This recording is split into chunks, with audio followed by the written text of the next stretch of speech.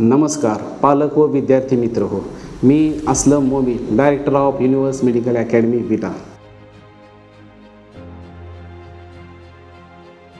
नीटच्या exam through आपण फक्त MBBS नव्हे, BMS, BDS, BHMS, व्हेटनरी आणि फिजिओथेरपीला पण आपण प्रवेश घेऊ शकतो.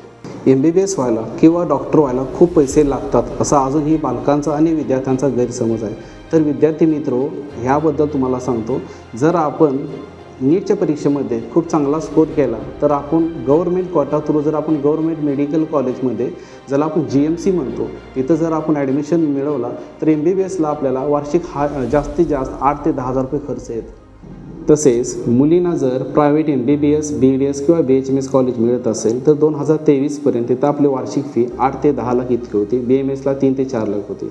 परंतु मागील वर्षापासून की आपल्याला जर तोच कॉलेज जर गव्हर्मेंट कोटा थ्रू मिळत असेल तर आता आपल्याला ती टोटल आपली गव्हर्मेंटने फी माफ केलेली आहे. म्हणजे आता मुलींना गव्हर्मेंट मिळाला किंवा प्रायव्हेट मिळाला, MBBS असेल, BDS असेल, ती सगळी फी आता करंटली माफ केलेली आहे.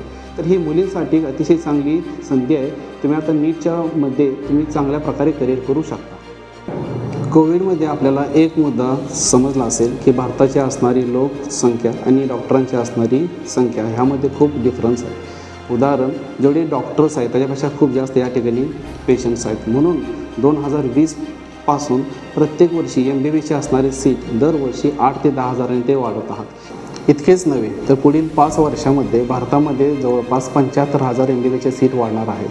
तर ह्याच्यामुळे MBBSमध्ये आपला जो प्रवेश मिळत असतो आतापर्यंत जो आपण सांगतो त्याला कट ऑफ म्हणतो किंवा जी प्रोबॅबिलिटी होती ते आता मुलांना त्याची शक्यता खूप जास्त आहे.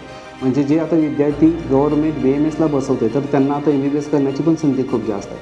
तर ह्याच्यामुळे आपण आता जास्तीत जास्त नीटला जर प्रयत्न केला तर आपली आतापर्यंत जेवढी प्रोबॅबिलिटी होती की आपण MBBS होऊ शकतो ह्याच्यापेक्षा जास्त आता फ्युचरमध्ये होणार आहेत. कारण की भारतामध्ये 2030पर्यंत लगभग 2 लाख MBBSच्या सीट होणार आहेत.